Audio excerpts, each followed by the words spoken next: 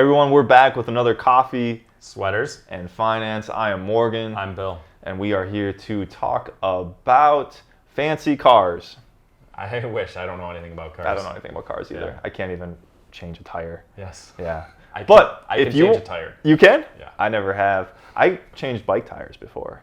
Good for you. Yeah. If you want to talk about investments, yes. Now we can do that Mm-hmm. with some sort of professionalism, I think. Absolutely. So, Bill, what are the two primary drivers of investment performance? So this is an important topic because investments is a messy process and it's a complicated topic, and there's a lot of variables that are going on when you make investment decisions. So there's a lot of kind of steps that you go through to build an appropriate and efficient portfolio. But when you kind of wipe away all the noise and you want to understand what's actually going to drive my return over time, there's really two primary drivers.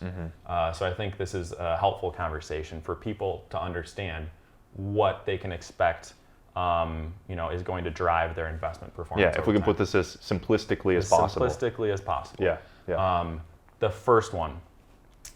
The first driver is the percentage of your portfolio that is in stocks. There's a number of different asset classes. There's stocks and there's bonds. Those are the two main ones. You can break that down into sub-asset classes, international, U.S., and we can go on. Oh, you could get as wonky as you like with that stuff. Yep. But when you boil it down to its basic, most simple level, stocks tend to have higher returns. On average, they probably have done 7 to 9% ballpark over the long run, whereas bonds have done, let's call it 2 to 5% over time.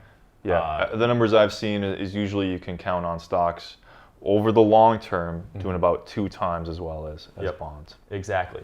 So, and we'll go a little more into kind of the other side of that as well.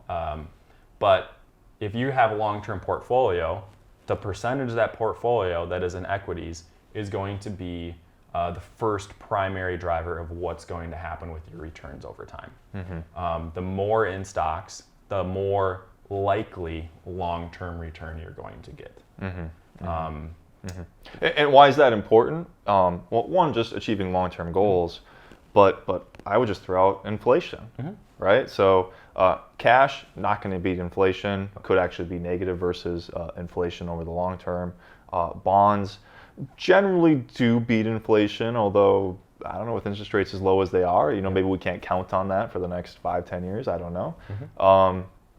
But do generally beat inflation, but not by much, right? But you're going to keep your purchasing power over time. The reason we really need stocks is to make sure not only that we beat inflation, but then we get a little extra for the risk that we're taking on, which kind of brings us into number 2 here of the second driver of long-term investment performance. It's your own behavior. It's your own behavior. Why don't you talk about why is this hard? So let's tie it back to number 1, right? Equities and stocks tend to provide higher long-term returns than bonds. The flip side of that coin is that stocks are also much more volatile over the short and medium term than bonds, which means that if you need money in the short or medium term and you invested in stocks, well, you might lose money. And if you're paying for a kid's wedding in 3 years, or college starts 2 years from now, you probably don't want that first year college bill to be in a stock portfolio. Could do well, could do better than you need it to do. It could do very poorly, and it could be down 30-40% at a time when you need that money. So certainly for short-term goals, we don't want to own stocks in that regard because of that volatility. And that's also just incredibly scary, right? It's because stocks are so much more volatile, people have a much more difficult time being disciplined and sticking with their portfolio. Right. So what you see in the evidence is that most people don't stay disciplined and they don't stick with equities over the long term. They sell at the wrong time, they buy at the wrong time, they change strategies constantly, and as a result, they don't capture true stock-like returns over the long term because they're not staying disciplined. most people's primary enemy to their own investment success is themselves. Idle hands are the devil's something. Yes, there's a lot of that's famous the quotes. saying, Yep. right? But we if you're supposed to just kind of sit there and do nothing, it is hard to do nothing. And certainly there's all of this chaos going on in the political scene. Maybe there's a financial crisis happening. Maybe you don't know, you're worried about job security, which certainly has implications to your financial plan. But until we have more solid evidence, it's hard to change your investment plan around that. But there's just all of this emotion. Things are doing really well, and you want to throw all of your money into some cryptocurrency started by your buddy down the street. Probably not a wise thing. We want to stick to the plan. Investor performance or investor behavior is the dictator of that. And I think there's another reason why people have such a hard time sticking with their portfolio over the long term. If you look at most areas of life, more activity leads to more success. With your career, the more you work, the harder you work, the more successful you're going to be. With your yard, the more you work on your yard and mow your lawn and pull the weeds, the better your yard's going to look. Is that why my yard looks terrible? Yeah, it's because I'm here talking about investments. Yes. No one's working on my lawn. If you want to get better at changing a tire and working on your car, the more you work on your car, the better you're going to be at maintaining it. Not going to happen. Okay, I believe that. But so that's true with most areas of life. With investing success in the long run, it is the exact opposite. Right. The more active you are with your portfolio, the more you trade, the more you change your strategy, the more decisions you make, the lower your odds of success. People intuitively have a hard time grasping with that, and they have a hard time following through on that, which is why people's own behavior is what tends to lead to their own investment demise. They cannot stick with it over the long term, and that's why your own behavior is the second key or second primary driver of long-term investment success. Right, because when we talk about key number one, the percentage in stocks being the biggest dictator of long-term investment returns, that's sticking to that plan is incredibly hard. So that's why we have percentage in stocks being number one, and then investment behavior number two. I'm going to throw out just some kind of things you don't necessarily have to think too much about, but just some expert level things that. This is bonus advanced material. Bonus round, start the sirens. We don't have any of those. But a couple other things.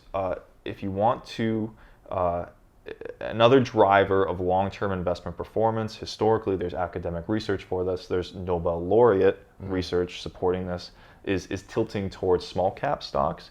Small cap stocks tend to do longer or better over long periods of time than large cap stocks. I always call this the Amazon effect. When Amazon was $1 billion, it could become $1 trillion, but now that it's $1 trillion, it's going to be hard to become $2 trillion company, right? In terms of market cap. That is not a recommendation or anything about Amazon. It's just to say that, hey, when you're small, you can grow a lot. When you're large, it's the law of large numbers. It's hard for a large number to become larger.